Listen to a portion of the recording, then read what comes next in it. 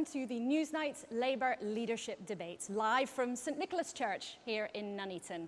The rivals on the stage tonight don't just want to be Labour's next face, they want to be the Prime Minister.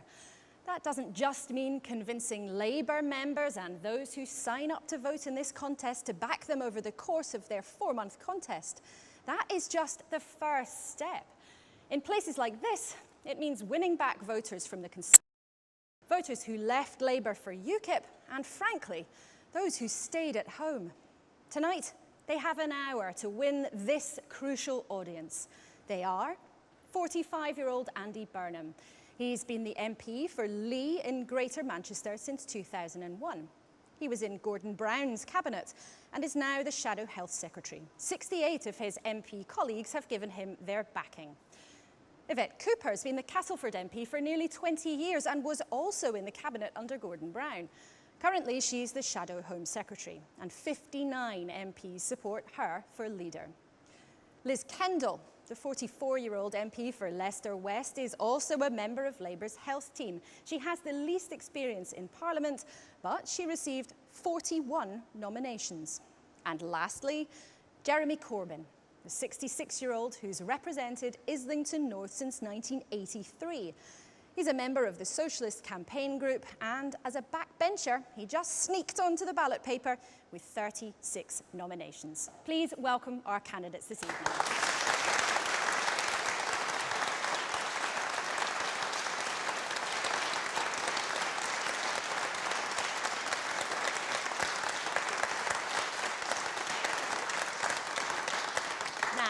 Now, in the next hour, it's not me, but the audience who will be setting the agenda.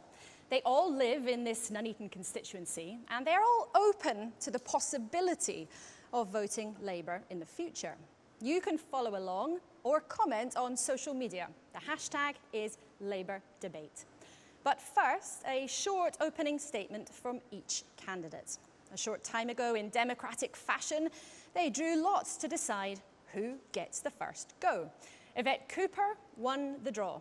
45 seconds, over to you, Yvette Cooper. Thank you. This is about who can be Labour leader, but also Labour Prime Minister. That's a tough job. It needs experience and new ideas. Someone who recognises there aren't always easy answers, but has the strength to make sure that Labour changes ourselves so that we can change the country. We didn't convince enough of you in Nuneaton. We have to change and reach out. We were too narrow. We lost votes to the SNP, to UKIP, as well as to the Tories, to the Greens. And I'm not standing because I want to be something, but because I want to do something. I want to work with business, create the high-tech jobs of the future. As a working mum, I want all our children to have the best chance in life, and I want everyone who shares our values to create a fairer, stronger, less divided Britain to feel that your home is with Labour. Yvette Cooper, thank you very much indeed.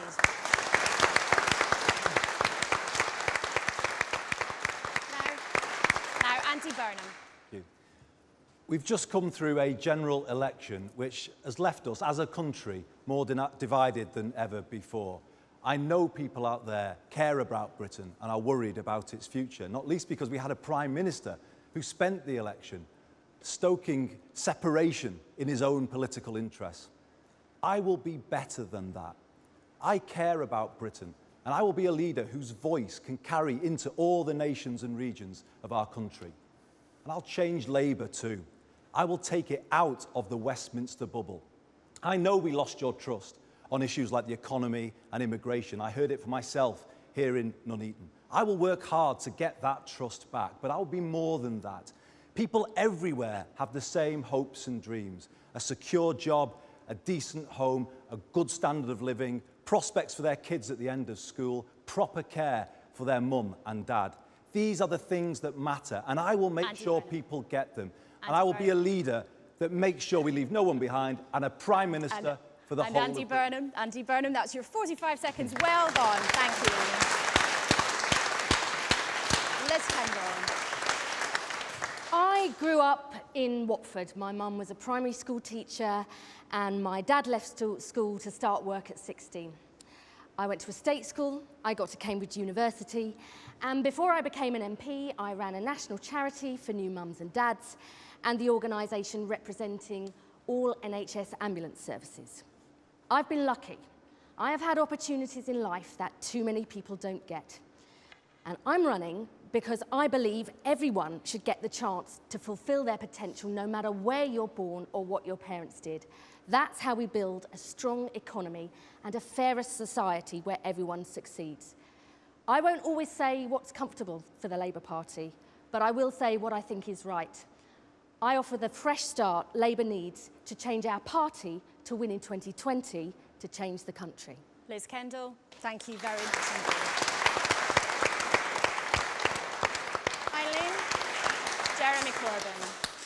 I was first elected to Parliament 32 years ago, and I've spent that time in Parliament representing my constituency and standing up for rights and justice in Britain and all around the world. I believe that is the function of the Labour Party. But I also think that over the years we've lost our way.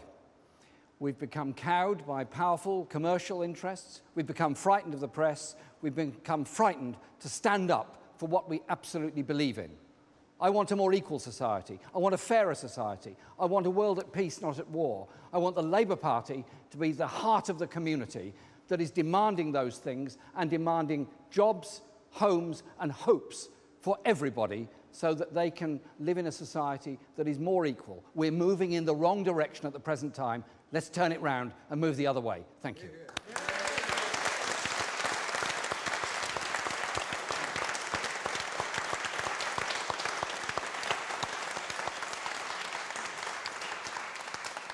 The candidates in their own words, but let's get on with it. Our first question tonight comes from Paul West, a retired teacher who's 62. Paul. Thank you. As an old Labour supporter, my question is, how do we get away from the legacy of Tony Blair and rebuild a left-wing party? Andy Burnham. Well, I don't think we'd want to do that because Tony was the Prime Minister that won 3 elections for Labour, but he didn't get everything right. So we have to learn from the mistakes of that Labour government. But he did a lot of things right, and he spoke to people's wishes to get on in life, and that's what I was saying at the beginning. We have to, as a party, want to be the party that helps everyone get on in life. And that's where Labour's got to be going forward. Yes, of course, we made mistakes when we were in government, but, you know, Tony did a lot of good things, as did Gordon Brown, as did Ed Miliband. Let's build on those things. Let's not forget our past. I'm a loyal Labour man. I'm true to our roots. But let's learn from our past and make Labour stronger going forward. Liz Kendall, some people see you as the Blairite. Yeah, look, I'm not Blairite, Brownite, old Labour, new Labour. I want to be today's and tomorrow's Labour. But the lesson I learned from our victories in 1945, 1964 and 1997, we had leaders who understood how the world had changed, what people wanted and needed for their lives, and applied our values to the future. That's why I think we won, and that's what we've got to do again. Like Andy, I'm very proud of many of the things that Labour achieved, but the world has moved on, and the party has got to move on. You know, we face huge challenges in the economy. From China, India, Brazil. Jobs change and close in what seems like a blink of an eye. We're all living for longer. We're getting much older. So our public services need to change to help improve support for older people. The same policies we had in 2010 won't be right for 2020. We keep our values. We move on to the future. Liz Kendall, you say you want to be the fresh start and you're emphasising the party has to move on. Do you think that Andy Burnham and Yvette Cooper have got too much baggage, having been ministers under Gordon Brown and worked under Tony Blair, to be the next leader? I think that we do need a fresh start, and I don't have the baggage of the past, but that's not why I'm putting myself forward to be leader. But the other two do. You said you don't have the baggage. A good leader listens, they build a strong team, they're decisive, and they understand that we have got to move on from the politics of the comfort zone, because if we stick to the politics of the last election, we will lose the next. And I think that's that change that I offer. Well, Yvette Cooper, I mean, Liz Kendall is saying very clearly then, it can't be you, because you've got baggage from what's gone before. Well, I don't think that's quite what Liz was saying, but look... Sounded quite like it. I don't know if the audience would agree. I think there is an advantage to having experience, and I certainly make no apology for having run a £100 billion department, and also, perhaps more importantly, for being the minister who was rolling out Sure Start, which I'm really proud of, or for being somebody who voted for the national minimum wage, which, again, I just think is so important for our country. And I think, to go back to your question, in the end, this can't be about taking a narrow party and moving it to the left or moving it to the right. We've got to grow in all directions. We've got to build from what we've done. And anybody who thinks that there's some playbook from 1997, from 2015, from the past, is going to work for 2020, I don't think it will. We've got a digital revolution going on. We've got the ideas for beyond Well, let's put that back to Paul. It was you're clear the party's got to move away from the legacy of Tony Blair. What do you make of what you've heard there? I don't think the idea that we can stick to policies that are totally centre ground. We seem to be on the same ground as the Conservatives doing that, and they've won. I don't think we're making ourselves distinctive enough, and I think we're forgetting and leaving behind some of the underprivileged, some of the people without jobs, and people like that. Gentleman there in the front row, you want to come in on that? I'm just picking up on the gentleman's point there. It's not so much the Tony Blair era, the Gordon Brown era, etc. It's just that the electorate during the last general election, the general election before, were saying we cannot see the division between Labour and Conservatives. The line has blurred. I think what people are asking is, will you establish like a new Labour Party, which is going to stand apart from the Conservatives? That's a very fair point. And I think where we got things wrong, I mentioned it to the gentleman, I'll give you two examples. I believe we let the market too far into the National Health Service. I believe in a public NHS that puts people before profits. I've always believed in that, and I put that principle into practice as Health Secretary. I also believe we failed to build enough council housing when we were in government. So what I would say is, let's have the best of New Labour, but the best of old Labour, and create a distinctive Labour offer that deals with the problems of here and now, because this government isn't doing that. It is destroying the health service, and it is leaving so many people behind. Jeremy Corbyn, the questioner there is pretty clear. He says all of these three kind of sound the same, and they sound a bit like the Tories to him. Maybe you might sound a bit different. Well, I've never considered myself very much part of New Labour, so let's put that one on one side. There were some serious problems with the way in which Tony Blair and New Labour approached things. One was to reduce democracy within the Labour Party and the Labour movement by centralising decision-making. Secondly was the promotion of markets rather than a planned economy or any level of planning in an economy. So we ended up with a greater sense of deregulation than we should have had. But thirdly, and this is the elephant that's in this room and everywhere else, why did Blair have to get so close to Bush that we ended up in an illegal war in Iraq, and we're still paying the price for that?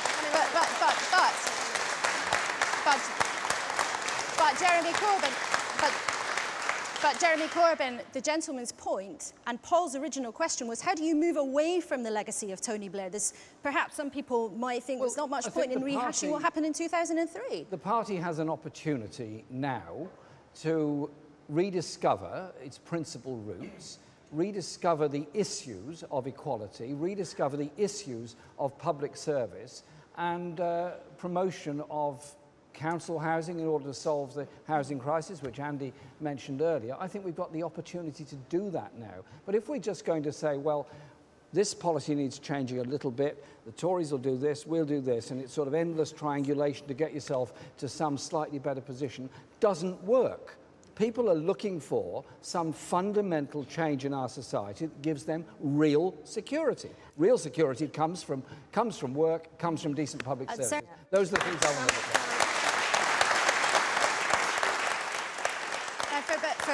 For many Labour voters, or people who had previously voted Labour, that meant turning to UKIP in the last general election. Now, Glenn Maliband was a Labour voter for many years and turned to vote UKIP in the last election. Perhaps we can hear what he wants to say to the candidates here.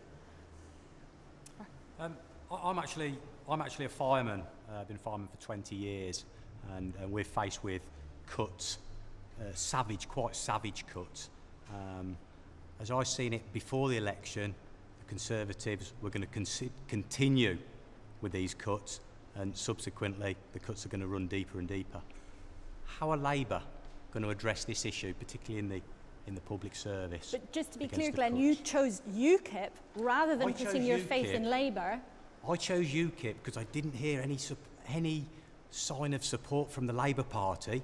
I certainly wasn't going to vote Conservatives for what they've done for our profession, and I seen UKIP just as another option vote, a protest vote, if you like. Liz Kendall. Look, I want to try and answer that question and Paul's point here. Look, I believe we need strong public finances.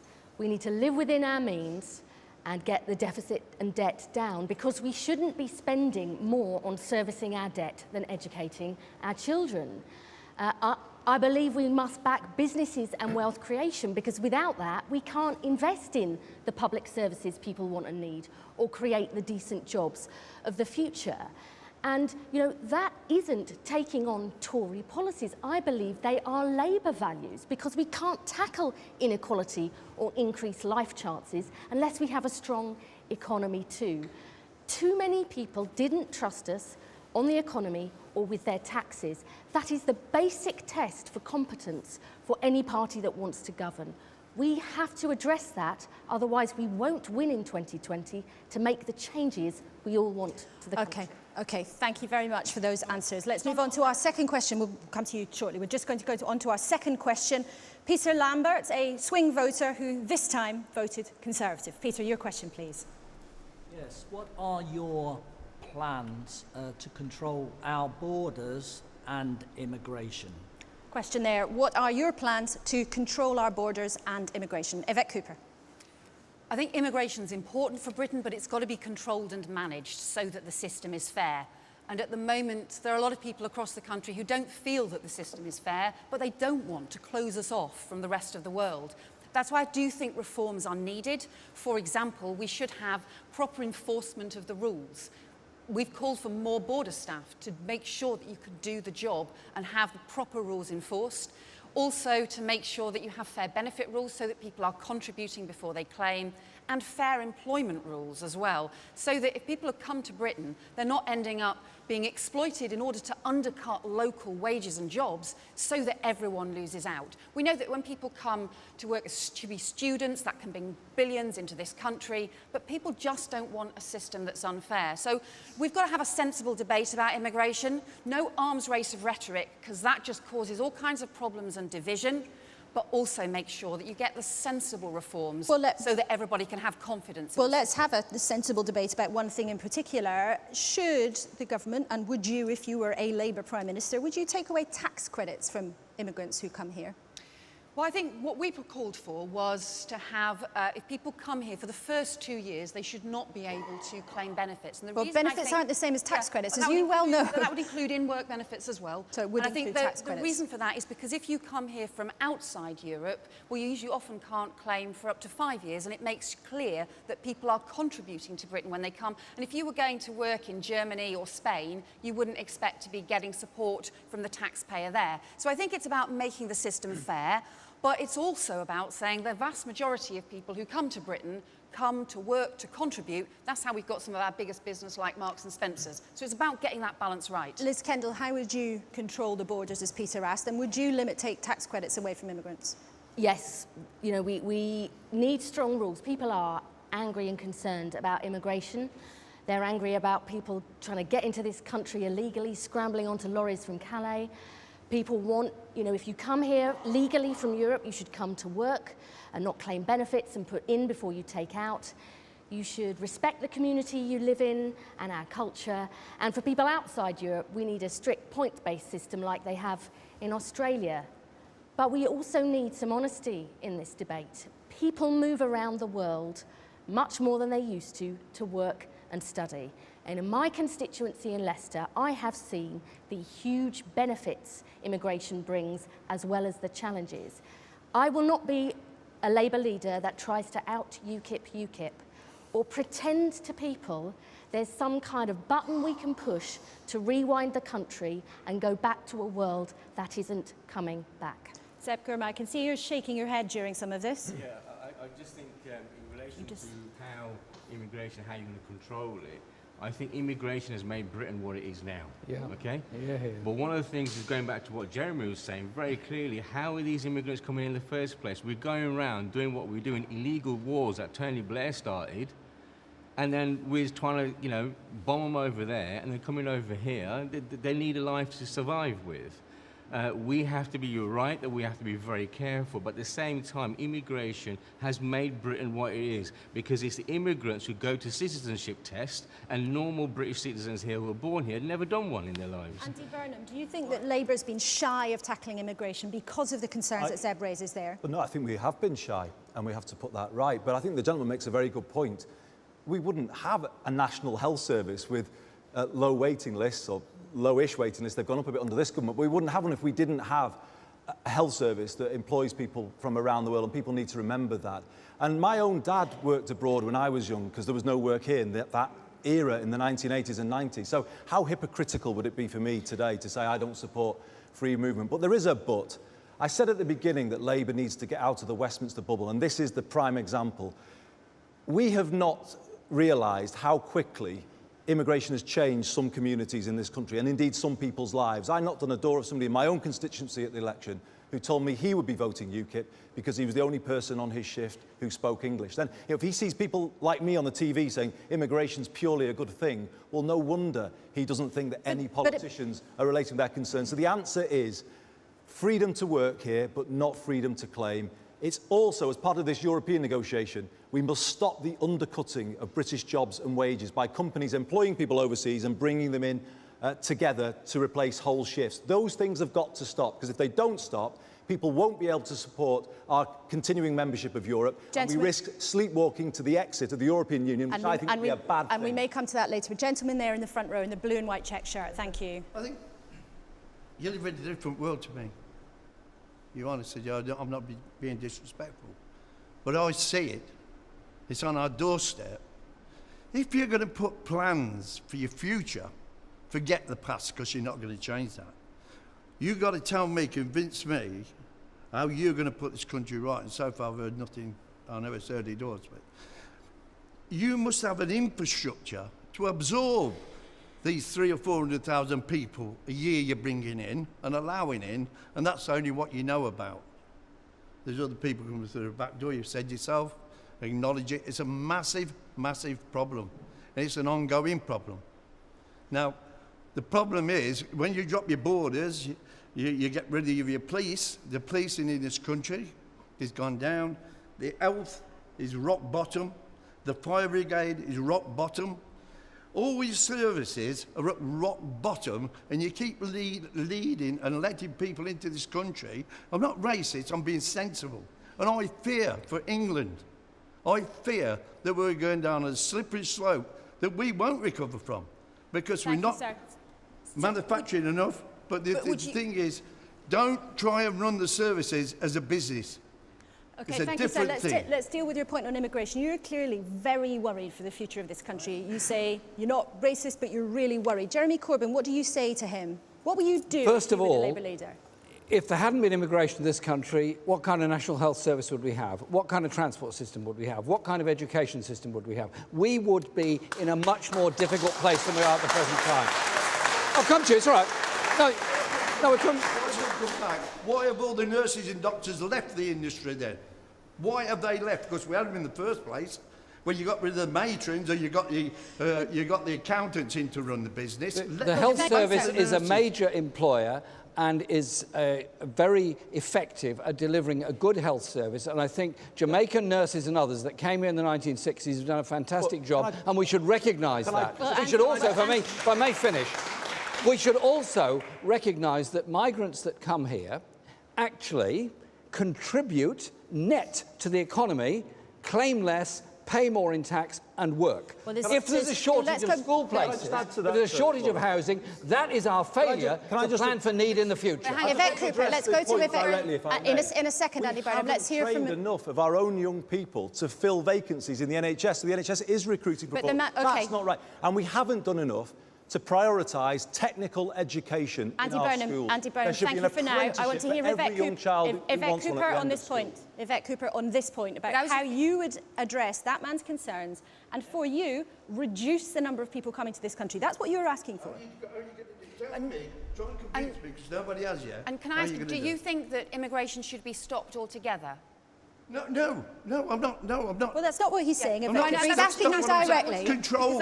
You must have control. Right, exactly. So what you need is a system that is controlled and fair. And so one of the things you said is, it's what about happens to the impact on public services? Yeah. So I think we should be changing the European budget. If the government's going to be calling for negotiations, we should change the European budget so that those areas that have had higher migration should get more support from the European budget for those services. We also need to make sure there is far more support to train the apprenticeships, the young people to get those jobs in the first place. Okay. And let's stop those agencies that are only recruiting from abroad deliberately to use migration in order to undercut pay and jobs. That is not fair, it's causing a big problem. But let's also recognise the benefits that immigration has brought, not just historically, but is going to be important for our future. And I think it's possible to get the balance so that it's controlled, but also so that Thank you, Yvette Cooper. We're going to take a point from the floor and then move on to our next question. Just referring back to what you guys on the end were saying there, isn't the points-based system to bring people into the country a UKIP policy from the last election, and the apprenticeships for people leaving school, isn't that what the Tories are introducing at the moment? So your question there, your point you're making, point system sounds like UKIP. Can I just apprentices sounds like Tory policy. Very briefly, and then we must move on. I think in Westminster, which is full of people who went to university, they have taken decisions over years that have deprioritised technical education, and they've not given the same opportunities to young people who want to pursue a technical education. So the policy I'm putting forward in this campaign is to say the support that university students get should be given to young people on apprenticeship. To our next question. A big change. Our next question, please. Our next question from the floor from Monique Morris. Monique. What qualities do you share with Nicola Sturgeon which could make you as successful a party leader? Monique, could you repeat that question, please, just so that make sure everybody heard your question? What qualities do you share with Nicola Sturgeon which could make you as successful a party leader? Yvette Cooper. What qualities do you share with Nicola Sturgeon that could make you successful as a party leader?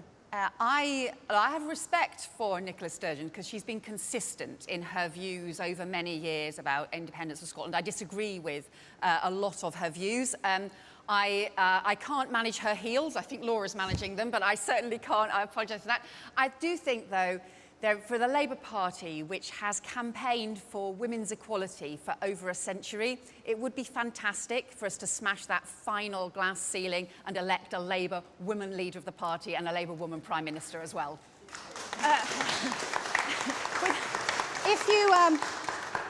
If you don't win, would you back Liz then, so that Labour could have a female leader? I'm not backing anybody else, I think. But if you think this is really important, but Yvette Cooper, if you think it's really important for Labour to make a statement and have a female leader, as successful as Nicola Sturgeon or not, why not?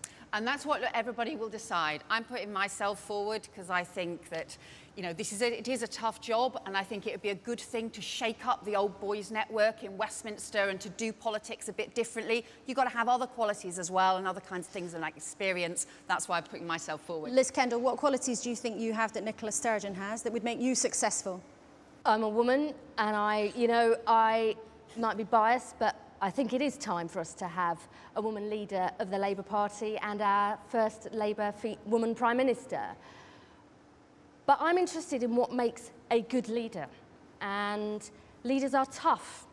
They say things that are difficult, not just that are easy. They build a strong team. And I think we will only win again for Labour if the entire Labour movement is firing on all cylinders. Is that Nicola Sturgeon that you're describing there? That was Monique's question. I'm describing what I think I've got to offer. And the best leaders set out a compelling vision of a better life that everyone can feel part of. I am proud of many of the things we campaigned on at the last election because I care passionately about those who are struggling on the bedroom tax or 0 hours contracts. But we have to speak to the whole country because we want to govern for the whole country. We didn't speak enough to those who weren't on the minimum wage or who might have owned their own home or run their own business. We have to have a compelling vision for the whole country. Jeremy Corbyn. And I think that's what... Jeremy Corbyn, then, what qualities do you share with Nicola Sturgeon that could make you a success? Well, I've shared platforms with Nicola Sturgeon in Glasgow, opposing the Iraq War and opposing military interventions around the world, and I absolutely agreed with her, and she spoke brilliantly, and we got along very well on that. I think where she has been very effective is in mobilising large numbers of people in Scotland and putting forward in the general election fundamentally an anti-austerity message, which actually resonated with a lot of people who sort of got it. I think our fundamental mistake in Scotland was the Better Together campaign when we joined up with the Tories instead of promoting our own Labour values of what we would want for a more radical Scotland in the future. But that wasn't really Monique's question, Jeremy Corbyn. Nicola's ability is to mobilise large numbers of people, has been to recruit large numbers of people to the SNP. We've got to be able to do the same kind of thing, albeit, I hope, on a rather more radical economic message than the SNP. And do you really think, as the candidate, that you can do that? I mean, with respect, there are Conservatives who are mobilising to try to get you elected because they think you'd be the easiest one to beat. There's some very funny people working on the internet, you know. But do you seriously really think that you have a chance of winning this contest with great respect, because you had to have nominations borrowed even from your other MP colleagues? They were lent. Okay, put it that way. They're not to be paid back. I was nominated, and I'm putting forward a point of view that I believe is shared by a considerable number of people about the agenda and the direction in which the Labour Party should move in. We are not about personalities and individuals. We're surely about the strength of a movement. I think people have had about enough of personality politics. They want something much more about movement politics. But the gentleman there... Okay, thank you. The gentleman there, does personality matter to you? I mean, what point would you like to make to these people? The point I was going to make is that I've heard you talk about leadership and the different qualities of leadership. One of the points you made was a compelling vision. The other political parties during the recent election, each of them, rightly or wrongly, whether we agree with them or not, had their own compelling vision. I haven't really heard yours yet. I used to be a Labour voter. I didn't vote Labour this time because you didn't have a compelling vision. I'm yet to hear it, I'm afraid. And none of you have so far... You do, but none of you... The point the gentleman was making is that none of you so far in our first half hour have set out a vision that he has found compelling. Andy Burnham, you said recently... Forgive me, you said recently the last manifesto was the best one that you have stood on. Because I had more to say to my constituents in Lee who are on 0 hours contracts, who are in insecure jobs. I increased my majority in Lee, but it didn't have enough to say to everybody in the country. My vision for the Labour Party is a party that helps everybody get on in life. That is the vision I will explain throughout this contest. To answer the lady's question, because I didn't get to answer the Nicola question, I think there's two things that I would point to. Nicola's a plain talker, it seems to me. She speaks in a language that people understand. I hope I can pass that test. But the second thing about her, which is what I am all about as a politician, I think she came into politics because she saw an unfair country where there's a concentration of power in Westminster, and elsewhere in the country, people don't get the same opportunities in life. And that's what brought me into politics, a sense that the country was dominated by an elite down in Westminster. That's what everything that I'm about. The postcode of the bed you are born in still pretty much determines where you end up in life. And if I'm about anything, it's about changing that. We heard in the news this week that companies are applying a poshness test. Well, you know, your accent shouldn't stop you from getting anywhere. And that's what I'm all about. We still need to change this country to make it fair. Well, let's hear, is that a compelling vision that you've just heard there? Because you were rolling your eyes a little bit during those comments. I mean, I'm hearing the words, but we've heard the words before. We've heard the words from Ed Miliband. We've heard the words from Tony Blair, and the other leaders have gone before. For me personally, it's the same thing again and again and again, and I haven't heard anything new. What we have heard during the election campaign was the bad-mouthing of the other parties, which is fine, I guess it's to be expected, but I'm not hearing anything new. Monique, it was your question about, forgive me, Yvette, Monique, you asked the question about Nicola Sturgeon being successful. Have you heard messages here so far that could be successful and compelling? Yes, I have, but I think that it's a little bit like a job interview. You have to convince your panel that you have the right personal qualities. although you are hoping to have the party behind you. And I would like to have heard words like fearless, very sympathetic to young people. I think that Nicola Sturgeon has got some qualities which I think we should all get some inspiration from. Yvette Cooper. I was going to go back to the question about what is the vision. In some ways, isn't it really something simple that we all want a stronger economy and we want a fairer country? We're seeing far too many divisions, widening gap, widening inequality, tensions between different communities across the country. We want our country to pull together, but we also want the jobs, the prosperity, and every single person in this room to know that their kids are going to have the best possible chance in life and equal chances to get those jobs rather than too many people being left behind. Satisfied? Getting there. Okay, our next question. He's still a skeptic. Our next question this evening comes from Lewis Kettle, who is a student who voted Labour but regards himself as a Conservative. Your question, Lewis. Is a budget surplus the most important economic objective? In case anybody didn't hear, is the budget surplus, our budget surplus, the most important economic objective? Jeremy Corbyn, straight to you, shaking your head vigorously. No, it is not the most important thing. The most important thing is to ensure our community has a health service, has an education service, our people are decently housed, and young people have abilities to go into work and develop themselves. Why is it in Britain today the 100 richest people equal the total wealth of 30% of the population? That is fundamentally wrong. Why have we consistently lowered corporation tax when we should have been maintaining it in order to have some fairness of tax income? I ask that question. Why, in modern Britain, are there so many people sleeping on the streets and begging? Why are there so many people living in desperately poor housing? None of that is necessary. If we had a national crusade to do something about solving the housing crisis in Britain, that's the kind of thing that would unite people. That's the kind of thing that would bring people together. That comes over and above the idea of a budget surplus over a specific time, do it over a longer period, reflate the economy over a longer period, rather than this monetarist idea that you've got to balance the books within 4 or 5 years. Liz Kendall, do you agree with Jeremy Corbyn?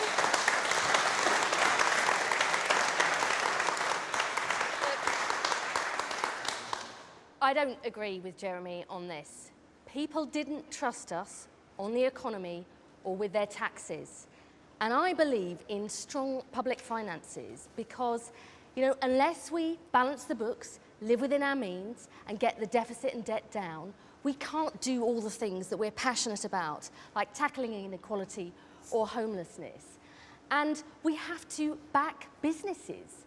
We should be supporting people who bust a gut to set something up and work hard and create money. And the biggest thing we've got to do, which the Tories are really failing on, is addressing the underlying long-term problems with the economy. But Lewis's question was very specific. Let me finish this point, because it's how you bring the deficit and the debt down. We are too much still a low-skill, low-wage economy. But Lewis's question was very specific. It was very specific, his question. Is having a budget surplus the most important economic objective? Now, the government are trying to pass a law to make there be always and forever a budget surplus. If you were Labour leader, would you back that? That's not actually what they're saying. We should be aiming for I think that's pretty much what George Osborne's saying, but would you back that? When the times are good, because we want to bring our debt down so we can spend money on the things we really care about. And the big problem for George Osborne and this government is they are repeating the mistakes of the past. Hang on, Andy. Half of the growth that we've seen over the Parliament has been in London and the South East. Our levels of productivity are falling behind other countries, and we still have the second worst levels of investment of any of the G7 countries. We will not radically change the economy so we get good jobs that pay a decent wage in every part of the country unless we tackle those underlying issues, and that's where the Tories are failing. So still not an clear answer, though, on whether or not you would support or repeal this budget surplus. Andy Burnham, wait, we will take one more question from the floor. Gentleman there with his hand up just in front of Lewis, and you will have an opportunity to answer this one. By accepting that cuts are necessary, are you not tacitly agreeing that you spent too much in the previous Labour government? No. Andy Burnham. I think we did let the deficit get too high in the middle of the last decade. But I don't say that and concede the record of the last Labour government, because we ran a very strong economy from 1997 to 2007. We ran more surpluses in our first term than the Tories did in 18 years, and we did fix those roofs of those schools and those hospitals where water was coming through when we came into government. But to answer the gentleman's question, no is the answer. What matters is a growing economy, decent jobs, strong public services. That is what matters. And what this is all about is politics over economics. From a chancellor of a chancellor. This is what he does. That the people in Nuneaton, the people in this room, not enough of them believed that you spent their money wisely enough. Yes, and therefore we have to regain people's trust on the economy. So we do have to be credible on the deficit, and we do have to get the deficit down. But we do it in one second, Laura, we do it in a different way. They are doing it by making public spending cuts bear the brunt of deficit reduction. We do it through a plan for growth, a plan for better jobs. That's how you get the deficit down. And what our questioner wants to know, very specifically, Liz didn't quite answer it, is a budget surplus the most important economic objective? I said no. But would you repeal it if you were Labour Prime Minister? A strong and growing economy is the most important thing. Because the last thing I would say on this is, if you kind of have this kind of hardline approach that Osborne is developing, where it's all coming from spending cuts, yes, we might reduce the deficit, but by God, we'll be left with devastated public services at the end of it.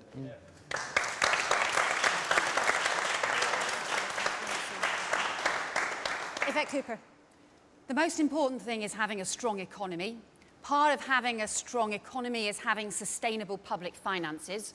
Right now, that does mean that both the debt and the deficit have to come down. But let's be clear, it was the financial crisis that caused the big deficit, not a deficit that caused the financial crisis. So we've got to make sure that we are responsible with public money, and we've got serious measures to do it. And remember that a Labour government ran surpluses in the past. In fact, if you go back historically, Labour governments have run surpluses 4 times more often than Tory governments. But in terms of the thing where I would have disagreements, I think, with some of the others, is if you go back and look at what happened before the financial crisis, I just don't think we should buy this Tory myth that somehow it was too many teachers or doctors or nurses under a Labour government that caused Lehman Brothers Bank in New York to crash. But voters around the country believe the Conservatives more than they believed you. Sophie Mecklenburg, you had a point you wanted to make. It has been said that the Conservative Party is the nasty party that will get things done, while the Labour Party is the nice but incompetent party. How do you suppose the Labour Party can change this image while maintaining traditional Labour Party ideals? So, in case you didn't hear Sophie's point, is that people thought the Tories might have been the nasty party but got things done. They thought you were nice but incompetent and couldn't be trusted with the economy. Jeremy Corbyn. Well, if you look at the Tory record for the past 5 years, have been huge cuts in public service. Large numbers of public sector workers have lost their jobs, have gone on to get work on 0 hours contracts and lower wages. We are spending billions every year on in-work benefits because the wages are so low. Therefore, we should raise the minimum wage to the living wage level. That saves money and is fairer in society. But voters didn't believe you. We're also spending a vast amount of money on housing benefit to subsidise overpriced private sector landlords all around the country. There are issues about the role of government in regulation in order to actually reduce expenditure and improve people's living standards at the same time. OK, we're going to move on to our next question now. Claire Graham, who voted Conservative at the election. How are you going to change the sense of entitlement that's prevailing in some areas of the benefits culture? When I say that, I mean, are you going to start taking benefits away from people? Some people get an extraordinarily amount of money, whereas people like me feel alienated because I'm not earning a great wage, but I don't qualify for anything. In fact, I'm actually paying back an overpayment that I made while I was in on maternity leave. So how are you going to sort that out? Thank you, Claire. So how will you challenge a sense of entitlement you believe there is in benefits culture? Yvette Cooper. There's got to be clear rules, and I've always believed in the responsibility for people to work, to support their families. And that's why, when I was in government, I brought in the Future Jobs Fund, which was effectively like a compulsory jobs for young people who couldn't find work themselves. Say, look, here's a job, but you've got to take it up, because there is a responsibility on people to take up work, to support their families. But having been 20 years ago myself, sick for a year where I couldn't work, and I was desperate to get back to work. I hated every minute of it, and I had to claim benefits because otherwise I wouldn't have been able to pay the rent. As a result, I would never say that people who can't work are work shy or benefit scroungers. I think you've got to have a strong sense of responsibility, but also a strong sense of respect for everyone. And do you think some of your candidates have flirted with that notion in the last few weeks? We've heard people across the board talk in some of the debates, and I think the language that people use has to always be responsible. Let's make sure we have fair rules, but also make sure that we talk about this in a way that is respectful for all the different circumstances people have. A strong obligation for those who can work, but also to recognise that there are some with severe disabilities, or some like I was 20 years ago, who end up being too sick to work and need that support that we all share. Liz Kendall, do you accept that there is a problem for Labour? Yeah, I do. There's a real problem. I was in Wales yesterday and I met a woman who voted Conservative, and I said, why? And she said, you don't believe in work. And as Labour, you know, the party founded from organised Labour, that was terrible. And I think the whole welfare system is failing. It's not making sure that people who can work get the incentives and help they need to work, and it's not providing any kind of decency for those who are really, really struggling and ill. It's got to change. And I believe in contribution, the principle of contribution. You pay in before you get out. And I want a welfare system, a welfare state, I should say, that helps people be the best they can be, catches them when they fall and gets them back up on their feet. But how would you do that specifically? I mean, that's Claire's question. I'll give you... So, the Tories' work programme has been appalling where I live. I went to see the big national company that got the contract. About a year after they started, they said they were just starting to build good links with business a year after. And then they said, but we're finding people have got a lot of mental health problems, as if that should be some kind of a surprise. The system isn't working. People can and must work if they're fit and able to do so, and they need the right support. Gentleman here in the front row, and then Andy Burnham can answer. I think the biggest problem for me as an ex-Labour voter is this acceptance of the rhetoric that the Tories are pumping out at the moment about scroungers, benefit entitlements and people being work shy. Maybe there are people out there that have in some way fiddled the system and actually managed to gain a decent standard of living, which some of us here can only hope to aspire to. The problem is it's not, the rhetoric isn't actually solving the underlying problem, which is the fundamental imbalance of wealth in this society.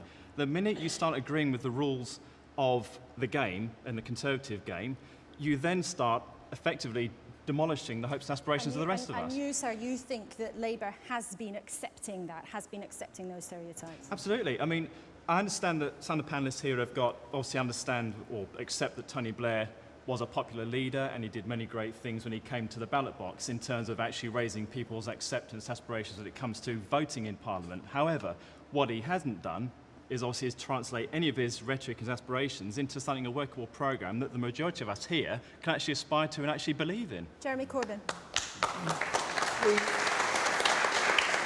We live in a welfare state, and therefore we all pay in, and therefore you're entitled to claim when appropriate. That surely is something that's fair and reasonable and should be accepted. And I find this sort of benefit street mentality something deeply unpleasant about it. And I'll tell you why I find it unpleasant.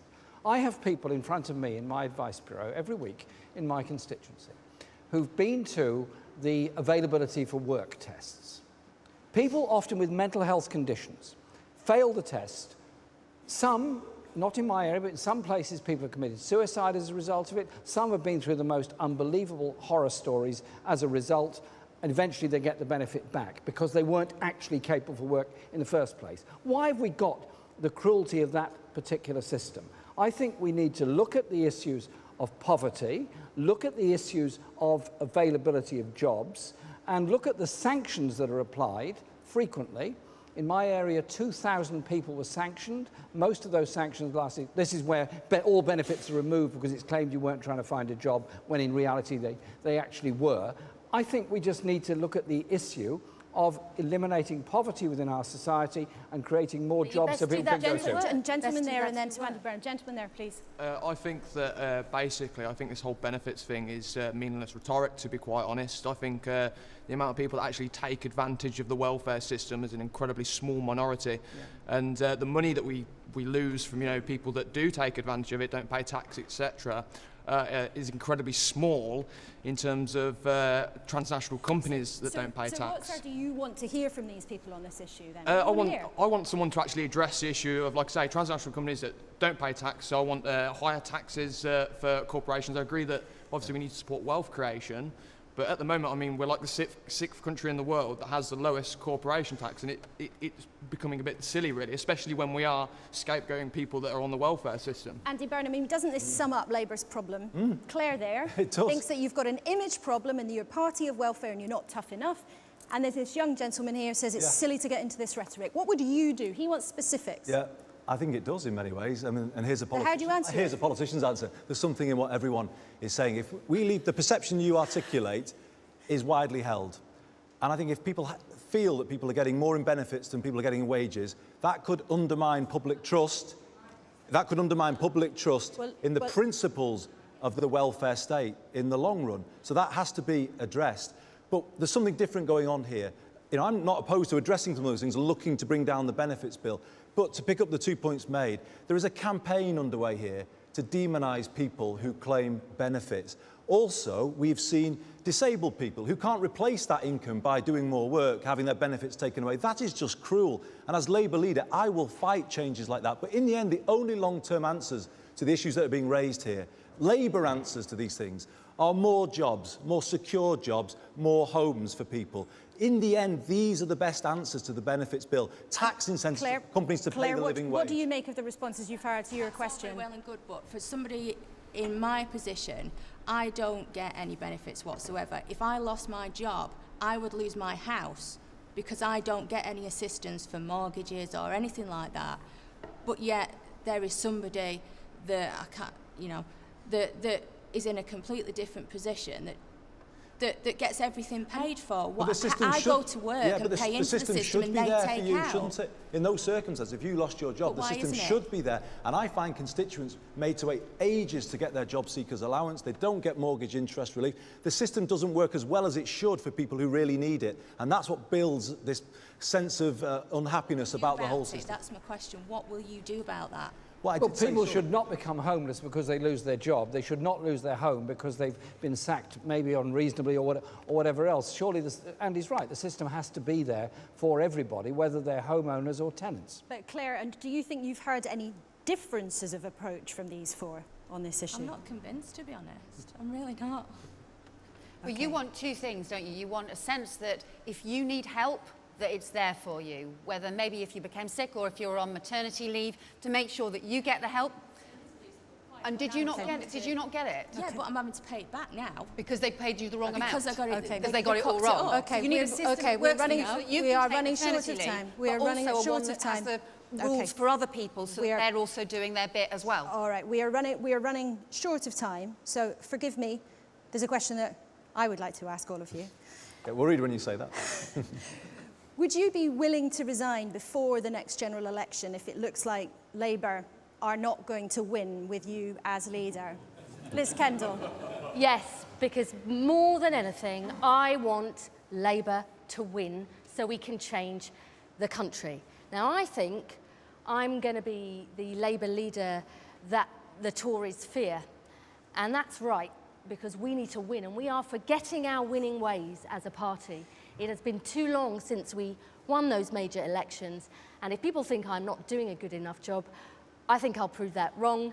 But you know, our party and what does that look like? Is that 10 points behind in the polls, moving back in local elections? What would the bar be? This has been discussed by the Labour Party. Okay, there are some MPs who are talking about having a new process whereby if colleagues think you're not doing well enough, you know, you can go. I have to go through that as a local Labour MP. We should have that for the Labour leadership too, because above all, We cannot put our values into practice unless we win.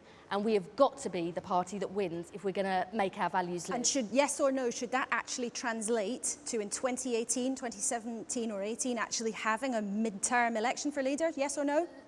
You know, in terms of the date, I think that's up for the PLP, to the Labour Party to decide, but, you know, yes we or need no? to make sure Come we've on. got someone who can win.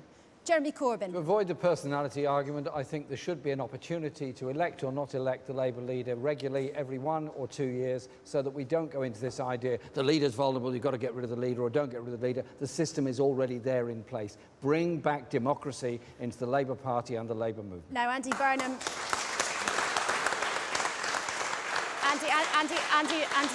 Andy Burnham and Yvette Cooper, you were both ministers during some very damaging years when Labour enjoyed very much having a go at each other in private, but they weren't brave enough to get rid of leaders in public. Should there be the opportunity to get rid of one of the four of you, whoever wins, if they're not up to the job? Well, of course there should. And so yes is the answer to your question. I'm somebody who represents the constituency where I grew up, and people in Lee tell it straight. And if they thought I wasn't doing the job, they would tell me. The people where I go, the pub before I go to Everton matches, they would tell me too. I'm somebody with my feet on the ground, and I wouldn't do anything to harm the interests of the Labour Party. But, you know, because I do those things, I think I'm the right person to lead Labour, because I will take it out of the Westminster bubble. And if anything, this is the biggest change that Labour needs to make. It's looked like it's been run by an elite, talking in a kind of code for years. Just to be clear, I will make that change. But to and be because clear, of that, I will lead Labour to victory at the next But to be clear, Andy Burnham, you would support the party having a rule that said in a couple of years, if you win, they could boot you out if you weren't up to it. The party already has that rule, Laura. So the debate maybe is, do you make it easier, fewer MPs? Okay. But yes, the party comes first, always. Yvette Cooper. Oh, the country comes first. The party already has rules to be able to do that kind of thing. I think but they never use them. That's the point that your colleagues are making. People who should be deciding what are the rules for this leadership contest are the people who are standing in the leadership contest. We should follow the rules that the party sets out. The point of principle, you know, do we need to make sure that the party can respond? Yes, of course. But we also need to think of another thing. We've got to make sure we have a really good leadership debate right now, that the party can choose the right person, not just to be the Labour leader, but also to be a Labour Prime Minister. And we should remember that then our focus has to be holding the Tories to account, holding David Cameron to account for the damaging things he is already doing to Britain, for the plans that they've got, not only to hit public services far harder than they've ever done before, and to make an unfairer society. But on this very specific point, if you win this contest, would you subject yourself to a leadership contest, as the others have hinted that they would, in a couple of years' time, to make sure that you're still on it, even if you were miles behind in the polls? I think there are already ways in the Labour Party. So no, you would not support a change to the rules. I think it's up for the Labour Party to choose, right, not for us. Very brief point from the gentleman in the front row there, very briefly, as we're running out of time. All I'm going to say is, just imagine the scenario, 2018 appears, maybe late 17, early 2018. The Labour Party decide their leader's not going to win them the next election. They then spend 6 months voting in a new leader. Suddenly, you're 18 months before the general election. How's that leader going to be able to establish himself as a viable future Prime Minister? I think you'd have to do it quicker. Sometimes simple plans have very complicated consequences which are hard to predict. I'm afraid that is just about all we have time for here in Nuneaton this evening. In 18:30, but for now, with thanks to our candidates, Andy Burnham, Yvette Cooper, Liz Kendall and Jeremy Corbyn, enormous thanks to our audience and also to you at home for watching. A very good night. Thank you.